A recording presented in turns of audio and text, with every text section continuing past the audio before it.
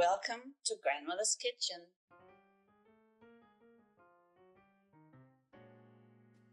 This is my grandma Lily, Yep. and she's a master garlic gardener.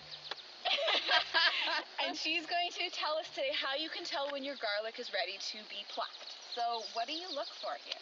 Plucked? Or You don't pluck garlic. Well, first of all, you have to look for the scape. This is called scape. Okay. It has to make a 380 degree, and then you cut off. I was told by my youngest son, Dan, that you can cut them off down here. And then you have to wait till these die off. So there's only, I think, they get two yellow? left. They get yellow. Okay. Then they will be ready for pulling and Not drying. Not plucking, pulling. Yes. Okay, so That's what I so understand. full circle. Full circle, Okay. 380, and then you cut them off because then it gives strength down to the bulbs, Okay. and all the pulp will grow. Okay. Okay. Perfect. Okay, so that's when. Garlic and knowing when to pull it from the earth. Lived wisdom from Grandmother's Kitchen.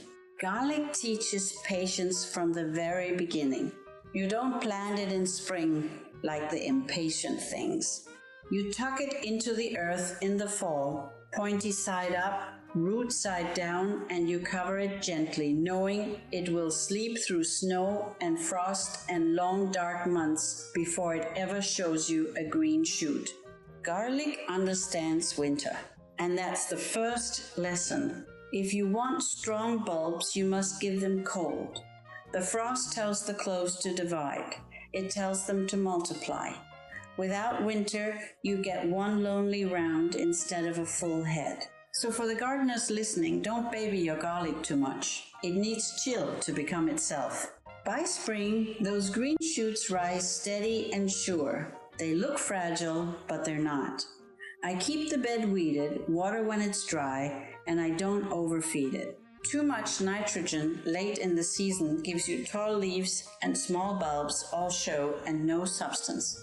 Now, when it comes to harvesting, here's where people get uncertain. They want a date. Garlic doesn't give you a date.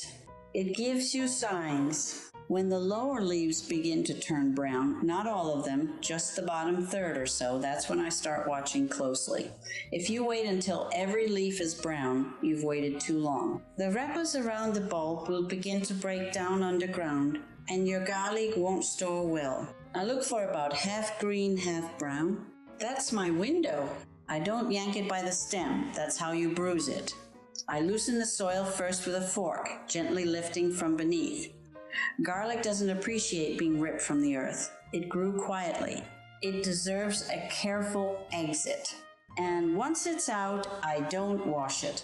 I brush off the dirt and let it cure laid out in a single layer, somewhere dry and airy out of direct sun. 2 to 3 weeks. The skins tighten, the neck dries, the flavor settles into itself. Curing is not optional.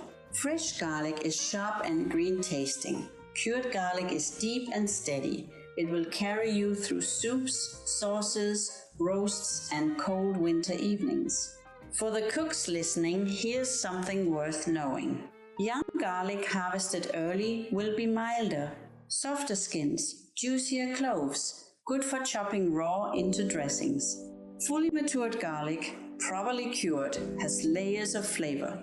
Sweet when roasted, strong when crushed, almost nutty when sautéed slowly in olive oil. And don't waste the scapes if you grow hardneck varieties. When those curly green stems appear in early summer, snap them off. That energy goes back into the bulb. And those scapes sliced thin into butter or blended into pesto taste like garlic with a little mischief. Garlic has kept people alive for centuries.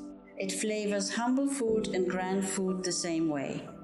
A single clove can change a pot entirely. It asks very little from the soil, just drainage, sunlight, and a gardener who pays attention. Here's the wisdom I've gathered over the years. Plant when it's cold, watch the leaves. Harvest before it's too late. Cure before you cook. And always save your best bulbs for replanting.